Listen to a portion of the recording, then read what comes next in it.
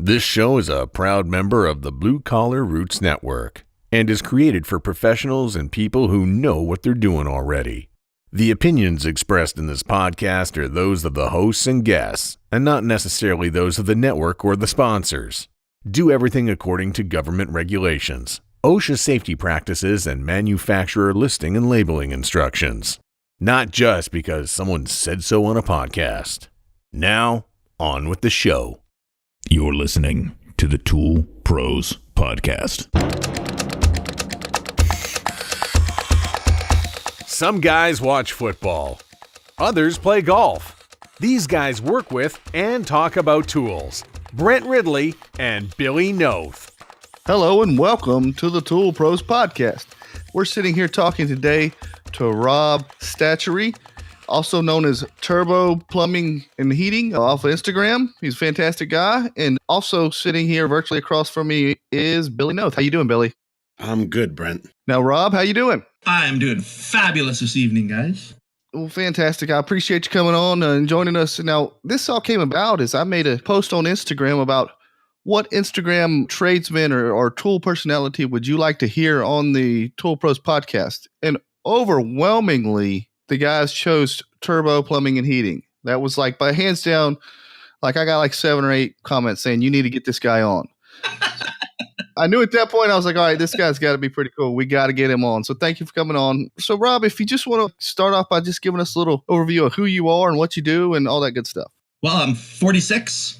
I'm a Red Seal plumber and gas fitter, and I'm a boiler contractor. My nickname is the Plumtrician because my gas fitting license is electrically endorsed. So I'm allowed to run single phase 50 amp without pulling a permit. I'm allowed to do the work. The electricians in the valley where I work know that's what I'm allowed to do.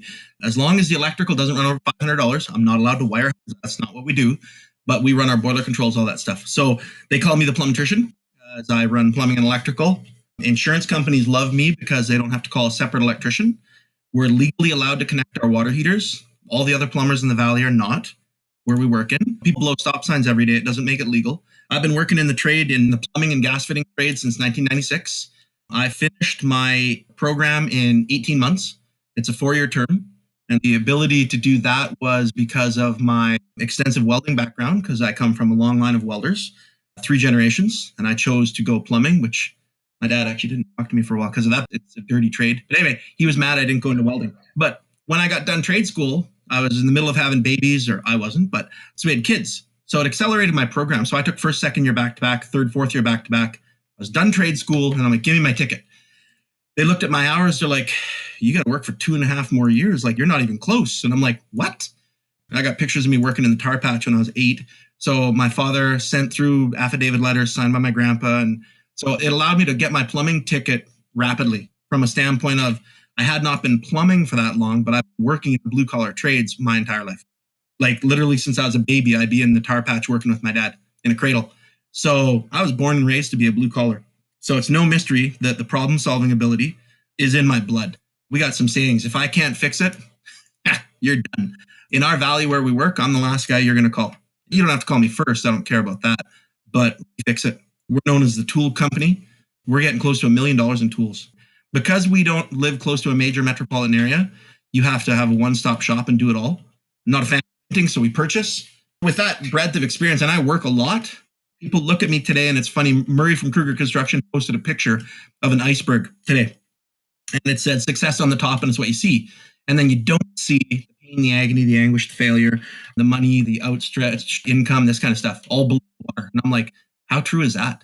People look at you today when you got a new truck, a snowmobile in the back of your truck, and you're successful. I'm like, yeah, but guys, I've been working 20 years. And you look at those guys on a television program and they're Russian and they've got all of their mafia symbols all over them. And I look at my hands and the nicks and the cuts and the pieces missing off of me and broken bones. And I'm like, well, that's my tattoo aspect from a Russian mafia guy. I've got the fingers and the hands, and you look at me and I'm cut and beat to hell and I'm half a cripple. And I'm like, that's because I've worked for 20 years in my field. So that makes us who we are. We're a teaching company. So I've trained a lot of the guys. My first year apprentice just went to school. And because I'm a walking thesaurus and encyclopedia and code book, the teacher in this day, I think, looked at my apprentice. He said, okay, you can stop answering the questions now. Like, just put your hand down. We don't want you. That's funny. And that's because he works with me. And I mean, I caution my guys because when you go to look at a job that's wrong and you see something, you want to be a critic, you want to fix it. There's better ways to do everything. I'm like, whoa, whoa, whoa. It might have been Friday. Sometimes we see temporary solutions that are very temporary that stay permanent. And we come along and we find those. Or things are done correctly and they don't work and you miss something in the code. I caution my guys because there's ego involved in our trade. And if you've been doing your craft for a long time, your confidence will be perceived as arrogance. And I do get that. I'm a Leo. I'm good at what I do and I'm confident at what I do. It'll come across as a little bit arrogant, and I would imagine that it is. But I also have a 20-year proven track record and my income statement to prove it. A lot of the differences come with this stuff. You'll get guys in social media today, and we're on a program that deals with this right now. You're listening to it. So social media today, cautionary, you can say you are whatever you want. But people that look at what you're doing, such as myself, you guys as well, 20, 25, 30, 40 years in the trade, when someone misrepresents and says something, this is where it goes a little south. I always thought I would be a teacher in a trade school, but I don't live anywhere close to that. And I'd have to sell my house and move. In the last 6 months, I've been offered 2 teaching positions. And the one company that came to me, they were up to $75 an hour. And I'm like, I'd have to move to the city, and like what you're offering is entertaining. I held the record at BCIT fastest interprovincial exam written. And it was my gas program exam. And the guy thought it was a joke. He thought I had to go to the bathroom. And I'm like, well, I'm done. And he was like, he laughed at me. Well, I scored 99% on my interprovincial gas exam. That is the end exam. And that's not the 3-hour multiple choice thing that you got, or the 3-day course you take. That's the program. He was blown away. And I'm like, the gas for me was easy. It was just math and numbers and venting. I was pissed off because they wouldn't tell me what I got wrong. Because I'm like, I did something wrong. I'm like, I just don't know what it is. So you get a bit of arrogance blended in with confidence, which is there. And I mean, I'm a Leo, so I own it. But when you're good at what you do and you've got a proven track record, and I caution my guys, I'm like, you want to be a humble tradesman with a tinge of arrogance and a tinge of ego. That just gets you what you are. And people want to hire confidence and success without being an asshole. And that's the big one. You got to like temper it down. It's like, so, and age gives me that. 10 years ago, I'm like, ooh, I imagine I was quite a handful. Now, Turbo, you're located in Canada, right? British Columbia, is that where you're at? Just north of a little ski resort called Whistler. We had the Olympics up here in 2010. So we're about 25 minutes north of that. It's got a hell of a crowd there. They had 3 million people visit last year. Those are visitors, tourists. And I'm not a crowd guy. So I live in a small rural town called Pemberton, just north of there. And I'm happy to be in the bush. I can go 5 minutes in any direction and see nobody. It's awesome. Oh, that's fantastic. That really is nice. I live closer to the city. I live close to the Atlanta, Georgia area. And the reason I live this close is because of the work is down here. And if I moved further north up towards the mountain area, I wouldn't be as busy. And I don't know if I would be able to sustain the work that we need. Yeah, we're in the same boat. Our proximity to Vancouver, we're about a 2-hour drive to Vancouver from where we are. So that 2-hour satellite away from the city allows me solitude. If I want to be by myself, I can be. A major metropolitan area to fly on a holiday, that's what we do. And it sustains my lifestyle exactly. I'm far enough away where I'm like, it's a pain in the ass to get parts and tools, but I'm close enough where I can still have the amenities that come along with a big city. Canada, I guess their trades is much different than here in the States. Now, you guys have like an apprenticeship and then you have a journeymanship. Is it countrywide it's set up, or is it different from each one? Kind of explain that to me. Obviously, you guys have got your states, right? So we have provinces, which is same but different. We've got an interprovincial seal that we get. So I'm a Red Seal plumber, Red Seal gas fitter. So I've got plaques on the wall and I'm looking at my Red Seals now. I'm in my office. That Red Seal allows me to go from province to province to province. So I just have to go to the next province or state for you guys, go to the next state over, start a business and be like, okay, here's my Red Seal. And my Red Seal is interprovincial. So it'd be like, for you guys, your Californian license would still be valid in New York. What you do have to do is you have to show up in New York City and be like, hi, how you doing? I'm from California. So this is what we're doing. We go and we approach the branch and we're like, some of the code idiosyncrasies are there. There's some code challenges that are different because New York and California have different regulations. So you have to go write a quick little test and be aware of the code changes. Same with us. Obviously, water flows the same way here as it does on the East Coast, but our code regulations are different. So you got to do a little refresher. But the coding is provincial-wide. There's Canada-wide. So I can take my license and I can go anywhere. We just have to register in the next province over. And for you guys, it would be the next state over or wherever you go and work. Can you take your license? Can you take your certification? And the one thing that guys really, in Ontario, for example, It's the Ontario College of Trades. And what that does is, it's really bizarre. The Ontario College of Trades, you have to pay an annual fee for your plumbing ticket. And I'm like, I've got a certificate on my wall that's a red seal. It's forever. I could go to jail for 30 years, get out, and I'm still a red seal certified plumber. It's not a ticket. It's not revocable. You could be the worst plumber in the world. Flood every house you do. You are still a certified plumber. That ain't like here in the States. If you don't pay here in the States, You don't get they're it. taking it away. Yep, they're taking it away. It's the British Columbia license that I have. It's that. Sorry, British Columbia has a certificate. It's not a license. So my gas license is revocable. They can take it away. It's a triannual fee every 3 years. My boiler contractor's license is 3 years. My gas contractor's license is 3 years. And the fitter is 3 years. If I make a mistake safety-wise, I can go in front of a safety board. They can revoke my license. But they cannot take away my plumbing certificate. I've never had to pay for it. It's forever. There's no fee. There's no anything attached to it. So I like that. To me, it feels nickel and dimey. Every 3 years when my licenses come up, I'm like, oh my God, again. I understand the safety aspect of it. So I understand when you've got health and safety. Even the plumbing. I could have got 70% on my plumbing exam and been like, well, that's good enough for me. I remember when I got out of trade school, the guy got 71%. And I was like, this was his comment. He goes, I got 1% more than I needed. And I'm like, is that the guy you'd want working in your house? I want the smartest, fastest guy in the room. Let's get into some tool stuff, Turbo, here. What I really was interested in, what I saw was some Milwaukee battery-powered lighting. They were customized. You made them yourself. And I thought that was so damn cool, man. Can you tell me a little bit about that stuff? And it's kind of funny what the catalyst for this. So when we got the Olympics in the Vancouver 2010 Winter Olympics, we got that work. I don't know, we did over $250,000 of the work, the run up to the Olympics, extra on top of what we do. So we were working under these trailers. And here's what you love, eh? No power. You got a whole job site. There's probably $20 million of the work, and there's no electricity on the site. There's one panel, and there's 50 plugs going off of the thing, and you can't get electricity. So the challenge for that was, how do we get mobile lights? You got to remember, we're looking 10 years ago, right? Because we're at 2018 coming, and we started work on the Olympics in 2008. So I needed to get a lighting solution that was mobile, that was bright, and didn't draw much power. The M12 Milwaukee battery platform was very new back then. It was just breaking out. We just started to get it. Bought the incandescent light M12 that you can buy. I still got a couple of them, and I bought like 20 of them. So we would take the light apart, unscrew it, retrofit it, and on eBay, I could buy these 2.5-foot light bars, LED light bars with like 100 LED lights on it. What I did is I took the light apart, rewired it.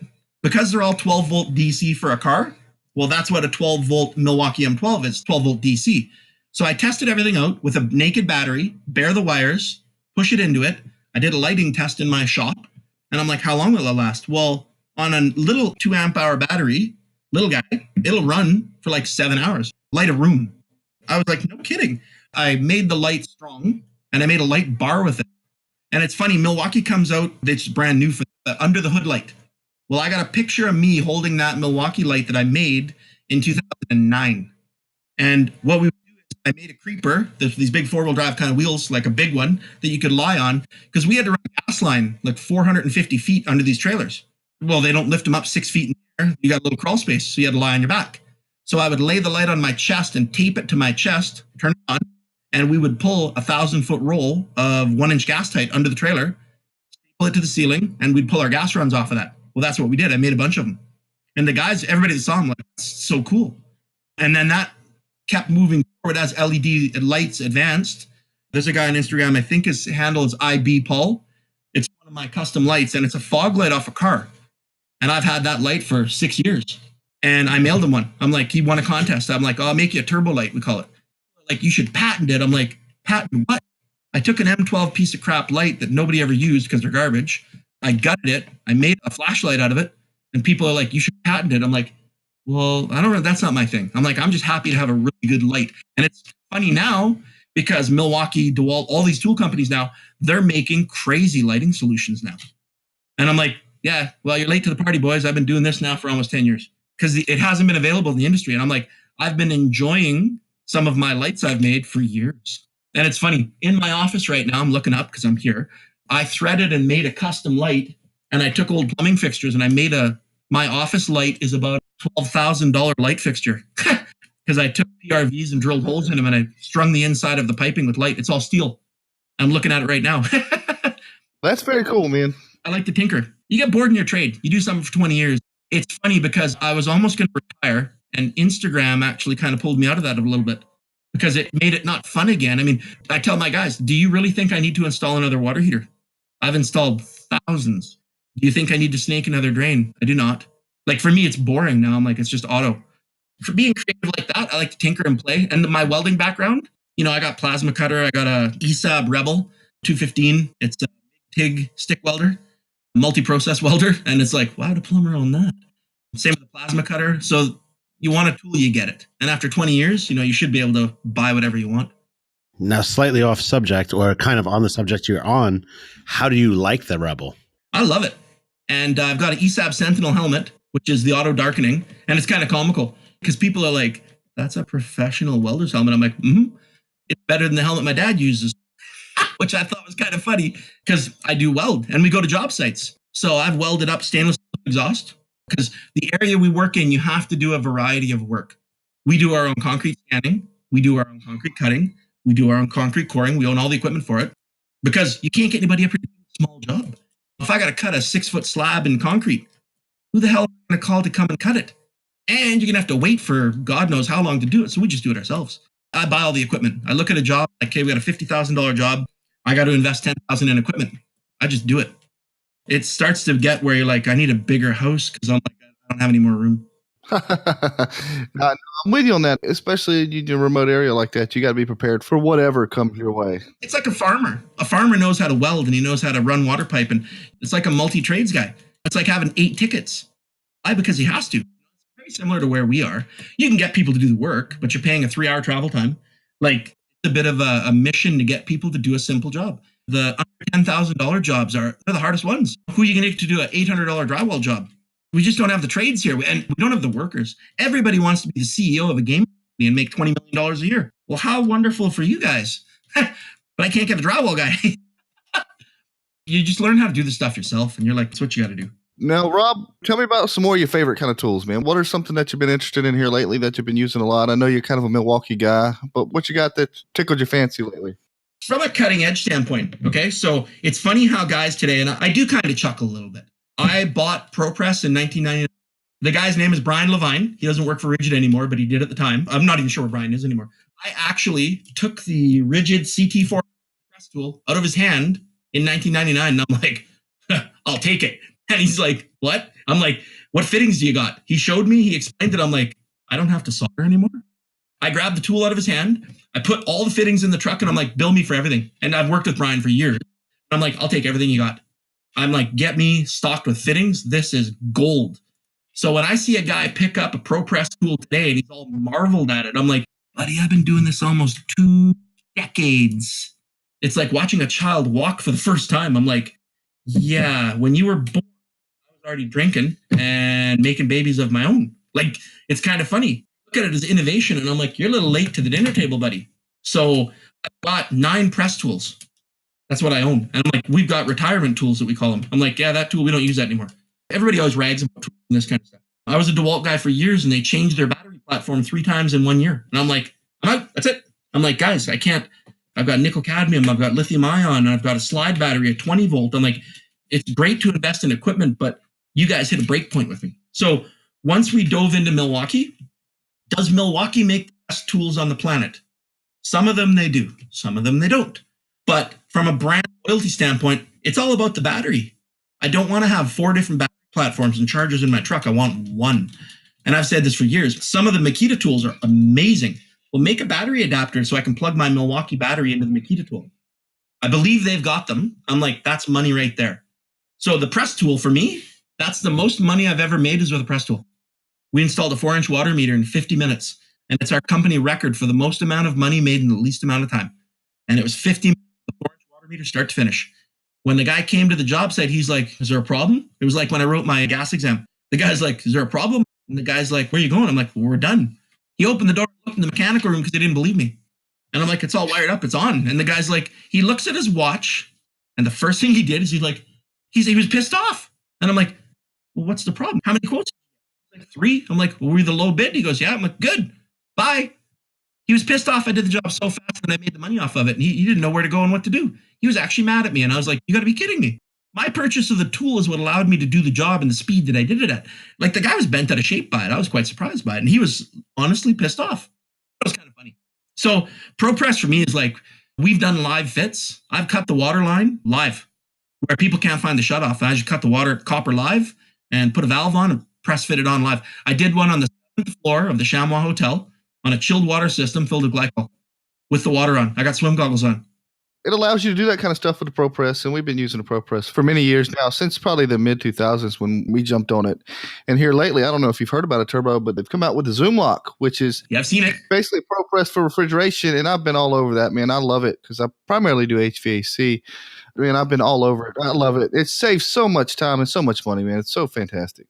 And what people have to understand is it doesn't work on every job, but nothing does. Now, how many times have you been silver brazing a refridge line and you're cooking a wall and you got no choice? And you're like, well, you're watching the paint bubble. You're like, oh, here we go. And guys rag on it because they're like, oh, you're not a real tradesman and this and that. I'm like, okay, well, my responsibility is my client's money. My responsibility is a good job. My responsibility is a quality job. That with our work. And you want your work to last, doesn't have to last an eternity, but you try. So with the Zoom Lock aspect, I saw it at AHR in Vegas. I went to Vegas last year and I went to the Air Conditioning Heating Refrigeration Expo. I did the live feed for the World Plumbers Instagram site. And every day we would do a live 1-minute little clip, the Zoom Lock. There's a video I've got on my feed where it's fire safe and it's a gel. And I got a torch and it looks like applesauce. And so the guy's showing me the demo. He's got this snap. And I look at the guy and my secretary and my wife was with me and I'm like, well, can I try it? He was like, I'm a pretty quick moving guy. If you leave me alone in the boiler room, stuff might not work that good after I'm done. So I scoop up some of the gel, I grab the torch and I put the torch on my hand. And the guy he's never had that happen and I'm like, well, I want to see it. And I put the turbo torch on my hand with this gel on and it was warm. Like, don't get me wrong, it was warm. It wasn't hot, but I was not burning my hand. I had the torch on my skin, the flame, and it was 3 inches away from it. If I didn't see it myself, I wouldn't have believed it. And you press fit everything. You can't. The tool's too big. It won't fit this, that. Sometimes you got to do it. Soldering doesn't work. Brazing doesn't work in every application either. So we got to be careful. I teach my guys how to solder as well. We do not. Our solder ratio is probably maybe 2% now. We press everything. And we're over to Class A PEX.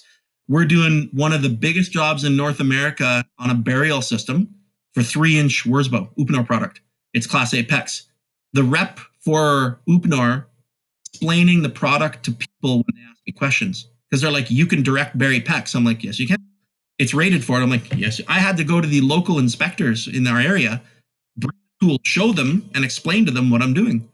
And they're like, are you allowed to do that? I'm like, here's the manufacturer recommendations. This is what we're doing. So I'm digging the Milwaukee 3-inch PEX.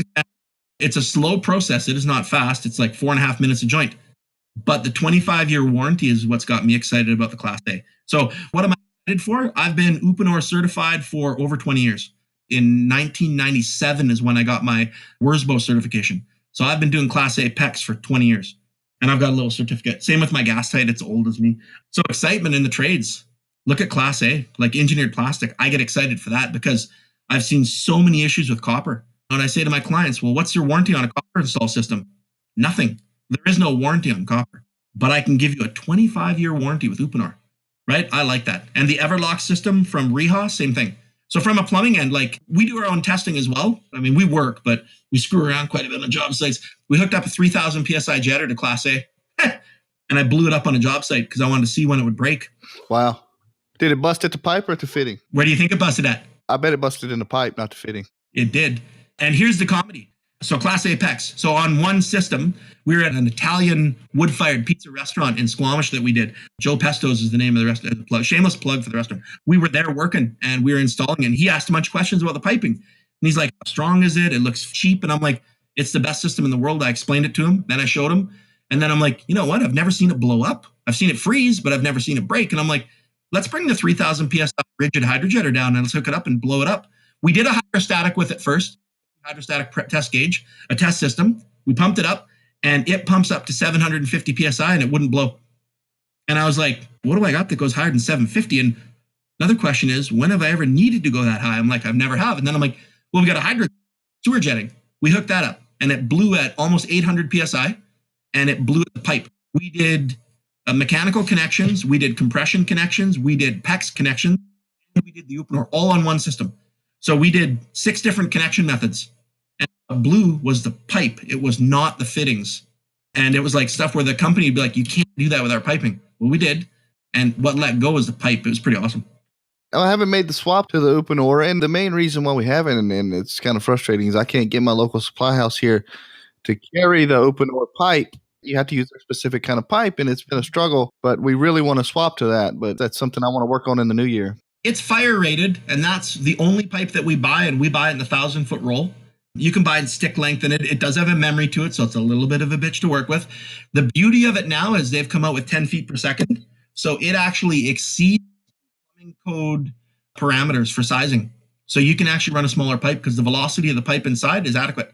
It's 10 feet a second. It's the best flowing pipe on the market, and you have to use a separate chart on your pipe sizing, your plumbing code. So when we do a restaurant or a building, they're like, you can't run that. I'm like, yes, I can. So I'm a bit of an argumentative guy when I'm right.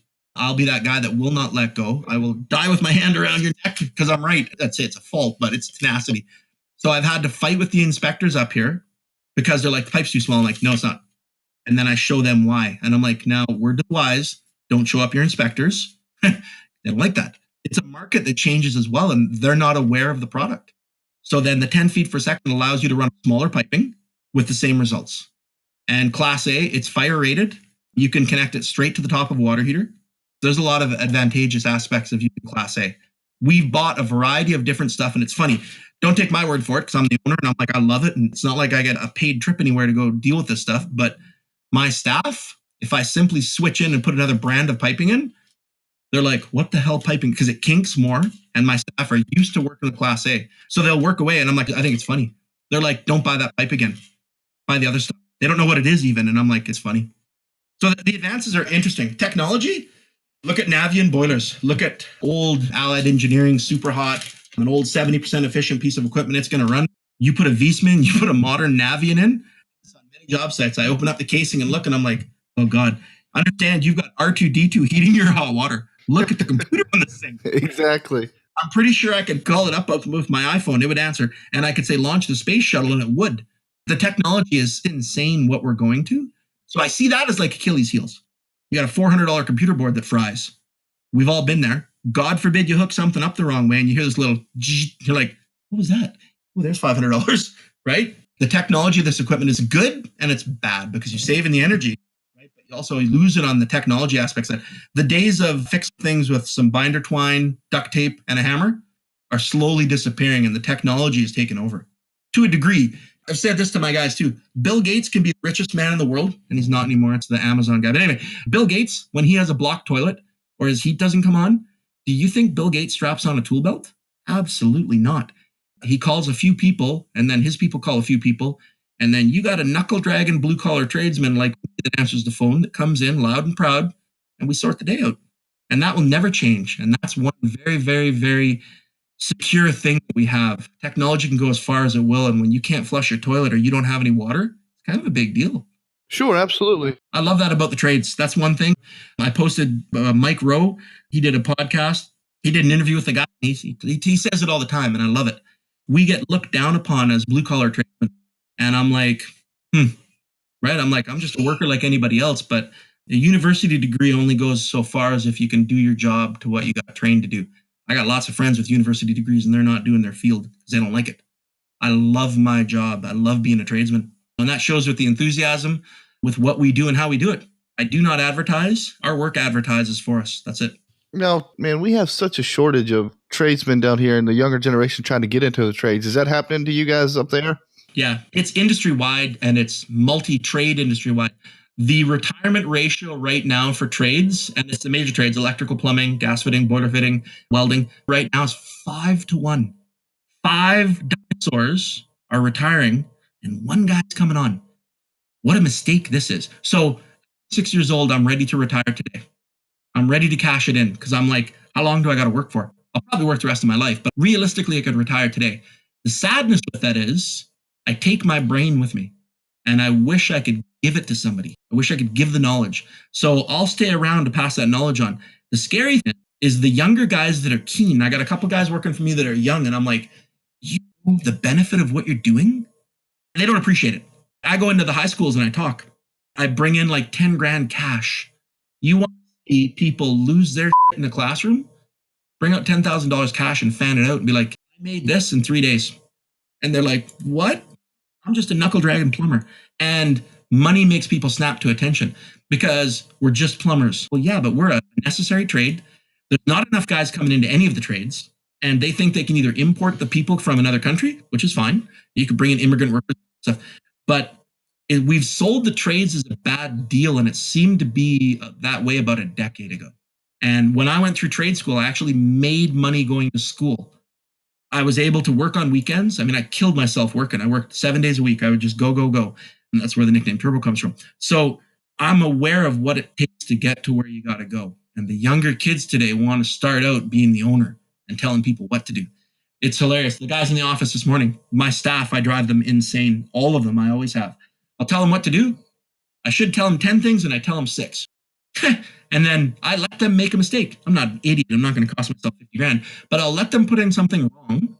And then when we're done, I stand back and I'm like, okay, that's a good job, guys. That's a great job. You think this will pass inspection? And they look at me and they're like, it won't? I'm like, well, you tell me. You guys are the tradesmen. And I'm like, there's 3 things wrong. Go get your code books and tell me what it is. And then I leave. I don't tell them what it is. And every big job that we do, this is a funny one. I do 3 things wrong. And I want to see if the inspectors catch it. I want to see if my guys catch it. When we're done, it pisses the people off. I usually change it and don't tell anybody. The inspector missed it. The engineer missed it. My 2, 3, or 4 staff that I've had working with me miss it.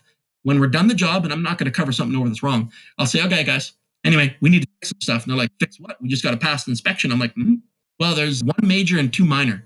And this rest, we're doing a gym conversion right now. I said to the guys, we got our inspection passed. And they're like, awesome, high five and everybody. And I'm like, And now my staff know that I do this.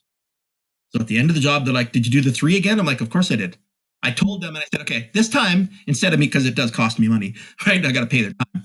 I'm like, okay, this one I'm going to give you a hand. Not on the gas because I don't play with safety like that. But 2 are on water and 1's on drainage. And I'm like, you guys have an answer by the end of the day or don't bother coming in anymore. And I leave. Sometimes I'm serious. Sometimes I'm jokey. And honestly, you can't tell me. And I'm like, I get that. And so I left.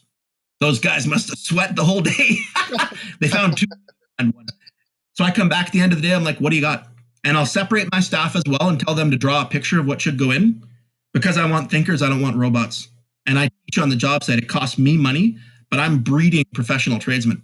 When my guys go to school, I expect what that teacher said. You can put your hand down. I don't want you to answer anymore.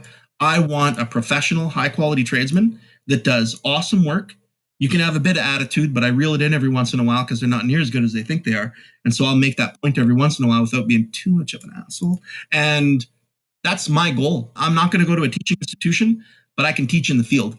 And I've probably got, I don't know when I wrap it up, but I'll probably have maybe 2 more apprentices in me to put out, maybe. Contemplating retiring soon. And my son is 17. And if he's going to pick the trade up, I'll stay in and train him till the end. When he's done, I'm probably done. And then I might look at a teaching institution, but then I'll just go into the sunset. But I teach on the job site. It's fun. That's fantastic that you do that. And the guys are really lucky to have a teacher like that who teaches them to think a little bit outside the box and not be, as you said, like a robot who just slaps things together and whatnot. And they understand why and how and what it should do when it gets put together. And that's good stuff. There's a lot of sayings that I have. Don't learn the tricks of the trade. Just learn the goddamn trade, boys. Right? There are no tricks and shortcuts. Pay less, get less. Shortcuts, short results. I'm like, this is what we got to do.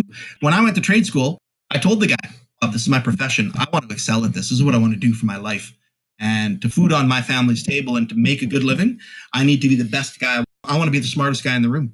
And I want to be the best guy in the room. And that drive, that makes a good tradesman. And you need to have an analytical mind. Malcolm Gladwell wrote a book called Outliers. And you do anything for 10,000 hours, and you're going to be a master at it. And in that 10,000 hours, you're going to have failure. You're going to have success. You're going to have self-doubt. You're going to have a want to shut it down and stop. And I'm not as good as I think I am or as good as I want to be and all the stuff that comes involved with it.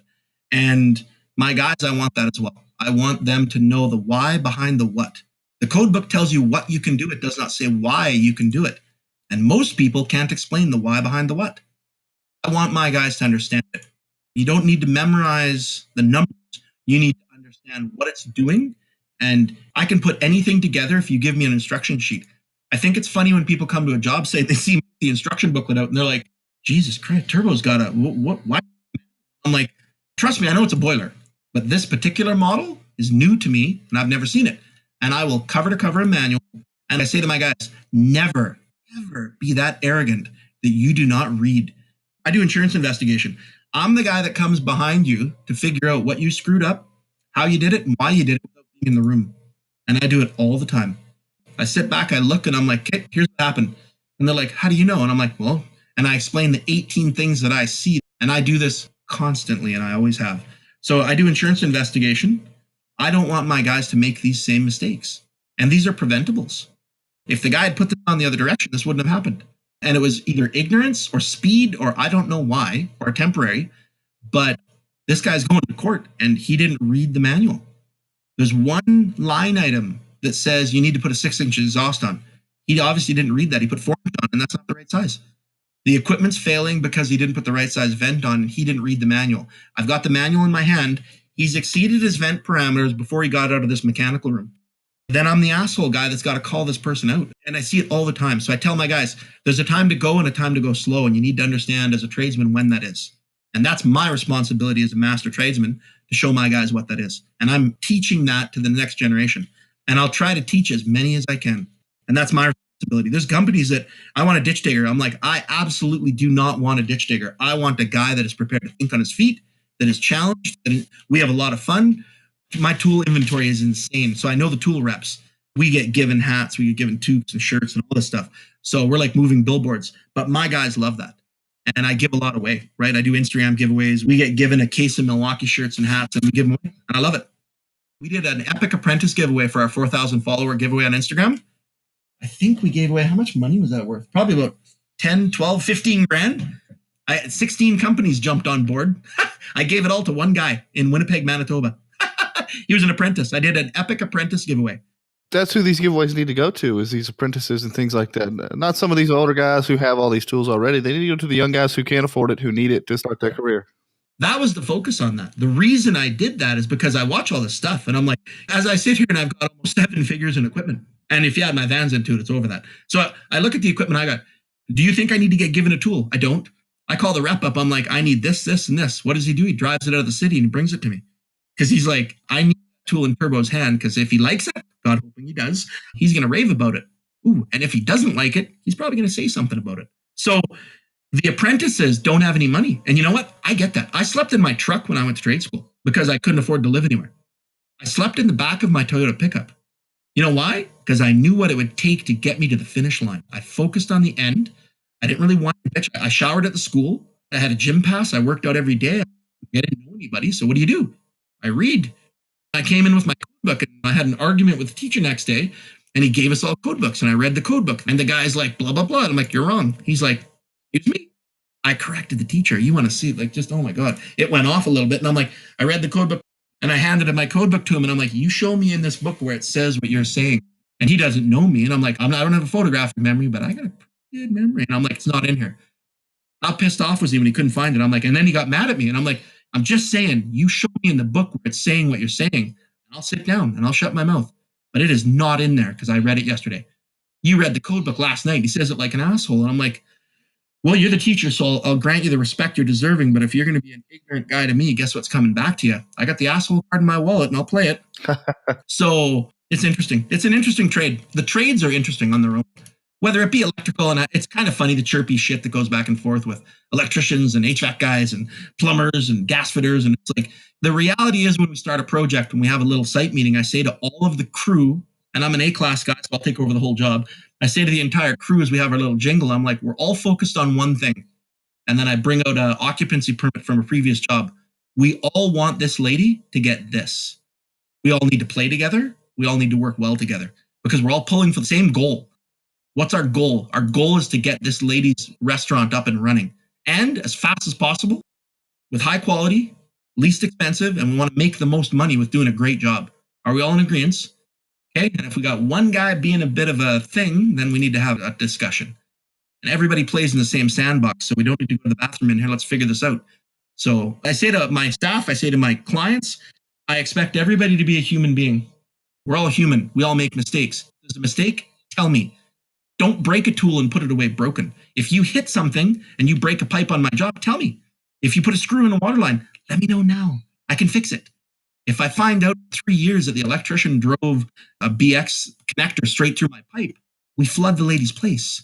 So all of these things matter. I can teach a monkey to be a tradesman. And I've said this to my guys, and sort of for a while I was putting bananas around job sites on Instagram. It was kind of funny because I'm like, you guys are monkeys. And it came along like this. If you're not a nice person, I don't want you to work for me, because I can teach a monkey to be a tradesman. I can teach the trade, but I cannot teach you to be a nice person. And if you're angry and you walk in and you're pissed off at the world, I can't fix that. But I can fix knowledge. I can give it to you. For me, that's important. The apprenticeship for me is massive. I absolutely wholeheartedly believe it. Money needs to go into the apprenticeship. The government, whoever the powers are that run apprenticeship programs, they're making big mistakes, because the ill effect of this, the ripple effect of this, will be felt in the next 20, 30 years. It's going to be a vacuum. You think trades are expensive now? Wait 15 years. Wait till that 5-to-1 retirement ratio kicks in. It's kicking in now. You're going to start paying $300 an hour for a tradesman. You'll look back on this podcast and be like, God damn, that turbo guy. Hey, remember that? Loudmouth, arrogant. And it's like, he was right. You'll look back and you'll be like, no kidding. And I see it coming. It's like they didn't understand. They cut it off 10 years ago, and the effect is being felt now, and it's only going to get worse. The baby boomers, stuff like that. My grandpa, he passed away, and I'm like, he had a grade 4 education, one of the smartest men I ever met in my life. And not because he was my grandpa, only because I worked with him. He could just figure it out because he had that mindset. Fix it. There is no can't, there's only can. How do we solve the problem? There's no problem that's insurmountable. We need to go this way instead of that way. That's his gift. Smart figure, just by looking at something, he understood it. And we need that to come back. And hopefully it does. It seems like we've walked away. And like I say, everybody wants to be the .com guy, and I want to invent Coke.ca, and I'm making 10 million a year off it. Woo! I'm a tool reviewer, and I'm getting paid from tool companies. And that's, God bless you if you can do it. I'm a skilled tradesman. I do what I do. If I become unable to pick up a wrench anymore because I got tendonitis, and I see some of these new tools that come out, you guys talk about, what are you excited for? I love tools. I love buying tools. I love using tools. If I can buy a tool that allows me to extend, I don't have carpal tunnel syndrome. There's a Milwaukee M12 copper cutter. Probably one of the best tools I own. It's the most used tool I have for piping. Cutting copper. I no longer have to use a copper hand wheel, the old rigid, which is fine. I can now click this tool on and pull a trigger, and it goes click, click, click, click, click, and I cut it. And I'm like, for me, I look at that as, I don't have a repetitive motion anymore. There's people that type all day. They got carpal tunnel syndrome because of the repetitive motion. That Milwaukee tool now saves my arms, and I'm able to work longer in the field. I'm more able to work longer in the trade. It's about, I love buying tools, but it's also about the innovative technology that comes forward with that. And I appreciate the companies that make these things. I love buying new tools. The heat gun came out. I'll probably use it twice a year. I bought 2 of them because I'm like, our company motto is, why buy one when you can buy 2 for twice the money? But you think about it, I got backup tools. When I have a drill break, I got 2 of them. I got 3 of them. I got 4 of them. My guys have tools. I'm like, tools make us our money. The quality of the tool, I said this to the rigid rep. If you guys want to compete in today's marketplace, press tools have been out for almost 20 years. You're going to come out with a competitive tool market. You need to make it the same cost or less. You need to make it lighter, faster, smarter, and same job. All of these companies make these press tools. DeWalt came out with a Class A PEX expander. It pretty much looks like the Milwaukee M12 expander. Is it cheaper? No. Is it bigger? Yes. Okay, well, word to the wise. We need to make it smaller or faster, lighter, and better. Don't make it bigger and make it more expensive. That is the wrong direction to go. These companies don't seem to take that heed. I don't understand it. I've held it, and I'm like, okay, so if the benefit of this is what? It does the same job as my Milwaukee that I love, that I've been using for a long time. And why would you make it bigger? I don't have a website, but I got a phone number on Instagram. You can call me, right? Like if you need a hand designing tools, I'll actually help you. I field questions from Instagram. You guys laugh. I've got a phone call from Hawaii. I've got a phone call from England. This was funny, World Plumbers. I texted back and forth in Iranian, and I would use Google to convert the language over. And a guy was asking me questions, and I'm like, what language is it? He's like, Arabic. Okay, go to Google Translate, type in Arabic. I'm having a conversation on the other side of the world with a guy explaining what to do to fix a problem. I've talked to guys from Atlanta. I've talked to guys from New York, from all over North America, all over the world. Ask me questions. JT Plumbing, he's from Texas, plumtrician. He calls me up with questions as well. He's on a job site and nobody has a mentor to go to. And that's one thing that I find sad. You could make a job probably out of an online, and we're not talking simple stuff. My toilet doesn't flush this out. I got a power burner on a board. Like, okay, what did you check? He explains that, I tell him where to go. It cuts out the guesswork. I've fixed stuff over the phone for a lot of clients. I haven't even gone to the job. Instagram and YouTube and Facebook and all this social media, it has created a place for the business owners or the experienced technicians. It creates a place for them to reach out to other guys to get that feedback and that support and to bounce stuff off of. And it's so cool. It's really fantastic. It's a support for him. And a guy's got a question and he's struggling. It's not his field. You know, I'm not a plumber, but I'm at my mom's house and she doesn't have any money. I'm like, I get questions and I'm like, I send the guy my phone number. I'm like, dude, this is a phone call. This is not, I drive sometimes 3 hours, one way to a job. And I'm like, absolutely no problem. I got unlimited calling on my phone. I'm in my truck anyway for 3 hours. Give me a call. I'll talk to you the whole way through it. Susie Cruz out of California, he had a problem and he's a HVAC guy, refrigeration, and on and on and on. I'm like, dude, call me. No problem. And these guys call because they have no mentor in business as well. He called me up. He had a lot of problems and I told him what to do and how to get there. One model that I teach and preach as well in business, this is the business side of the plumbing aspect of it. They're like, what do you do for deposits? I'm like, I take 50% of any job up front. I take 35% upon rough and inspection. I leave 15% on the table until final. I'm like 50, 35, 15. They're like, you get half of the job up front. I'm like, if I do a $50,000 job, when I start the work, I expect a check for $25,000 plus tax. And they're like, you're kidding. I'm like, if your client can't afford to pay you the half up front and your reputation isn't solid enough to bounce that to them, you're going to have a problem. My clients, I get all the time. A client will roll up and they'll give me a check for $35,000 plus tax. I haven't even stepped foot on their job. They've got the confidence you're going to pull the job off because I've got a 20-year track record. I'm in town. I haven't had 6 companies. There's guys in town that have changed companies 6 times. I've had the same company for my entire career. I have not changed. Have I been sued? Once. Have I sued somebody? Once. I was told you're not a good businessman until you've been sued once and you've sued somebody. And I'm like, I think I got it. I've been one of each. And in plumbing, we always laugh. It happens, right? You can't do everything so perfect. Some stuff just breaks. So the business model, a lot of business questions. Guys want to start on their own. I'm like, oh man, that's a 2-hour podcast there. So I get asked business questions all the time from guys. I freely give this information. That's the other beauty of Instagram. You're right. It's a forum because guys won't go to their boss and ask them what to do. I've had guys that are running crews. I can't mention the guy's name, but I got a call from a guy in the States and he's like, he explained the situation. I'm like, dude, and I'm the business owner. I run a business. And I said to him, I'm like, you go in and you ask for a $5 an hour raise. Now, this is me telling this to an employee and he's his boss over, but I'm like, okay, your boss is being an asshole and he's taking advantage of you. And I'm like, and here's why. And I explained it. He goes, and he's got a family. And I said, now, I know you're going to be scared, but he was thinking of starting out of his own anyway. And I said, a lot of pitfalls to that, but you go in tomorrow and you say this, and I gave him the coin words to say. Sometimes I say to people, I'm like, okay, this is really important and there's going to be some good stuff. You're going to need to write some of this down, get a pen and paper. Best time to find a job is when you're not looking for one. And the guy's going to threaten you with something. I'm like, don't threaten, I'm going to fire you. I'm like, well, don't threaten me with good news. I was looking for a job when I found this one. So the one guy that I talked through it, he actually called me back. He was crying on the phone. Got a $5 an hour raise. Changed his life. This was about 6 months ago. And I get repeat guys. And he's like, you want to come down here? You got a free place to stay anytime. You ever come down to my area, you call me and man, I want to meet you. And I'm like, this is me over the phone. I've never met this guy. But I told him your boss is taking advantage of you and here's why. And here's what you say and here's what you do. You got a company truck. You got a gas card. And I'm like, you go in and there's another guy that I've talked to for hours on the phone. Utah Electrician is his on Instagram and having a lot of problems. I'm like, dude, give me a call. And I'm like, I've probably spent 10 hours on the phone with him, at least. And I'm like, now keep in mind, I'm a busy guy. We're running a successful company. I do quite well. I'm like, do you think I have time to spend 10 hours on the phone with a guy? I do. And you know why? Because I choose to. I do not have spare time. I do not have free time, but I do have time that I'm willing to allocate to certain things. Some stuff I blow off. I'm like, I'm not, no. But a guy like him, I can see the sincerity. I can see the need. So I'll invest time in him. I say to my staff as well, and this is another good one. If you're not prepared to invest in yourself, neither am I. Show up professional. If you're not prepared to do a couple things, I expect you to buy some tools. I don't expect you to buy everything. But if you're not prepared to invest your time and energy in yourself, then neither am I. Because it takes work to train a tradesman. I have a vested interest in that. I don't start making money off a tradesman until about 2 years. I've done math and calculations, their mistakes. And every staff member always says the same thing.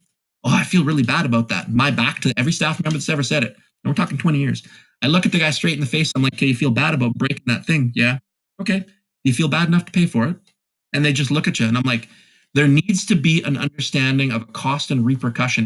We're not bulls in a china shop. Sometimes we need a 20-pound hammer just to smash the shit out of something. And other times you need the finesse of an angel to tickle something in. And you need to know when that is. When is too tight and when is not tight enough. And what gives you that? Time and training and understanding and knowledge. That's what we need to teach. How tight is tight?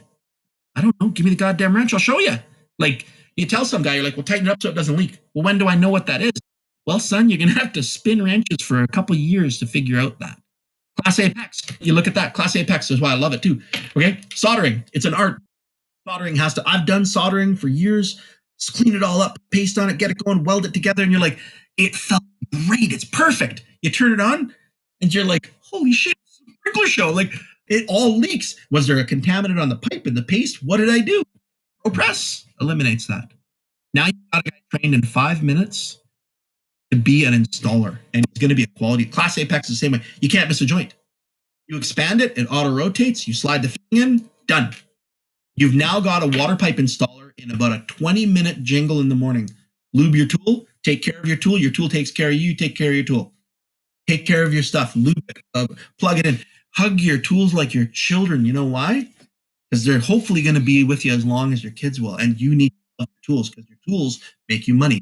That's a fantastic spot right there to kind of break it down. We've been going a while, and that is the best advice I've heard all night is love your tools, guys. Cuddle them, cradle them, treat them well, because that's what makes you guys the money. As Total Tool South Melbourne guy says, hands off my tool and don't lend your tools out.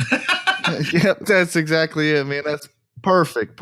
But thank you again for coming on, Turbo. We appreciate it so much, man. This was a fantastic time.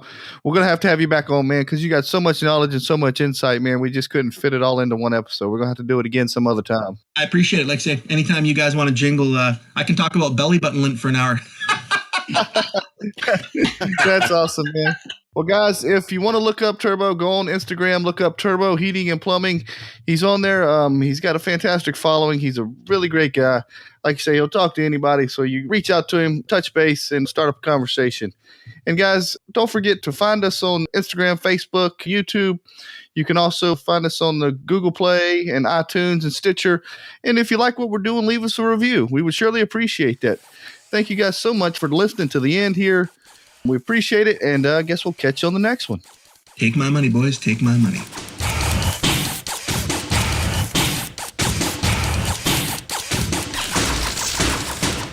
Thank you for listening to the Tool Pros Podcast.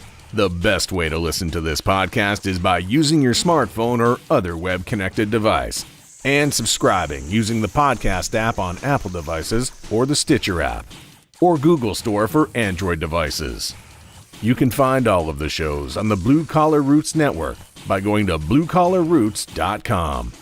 From all of us at Blue Collar Roots, thank you for listening.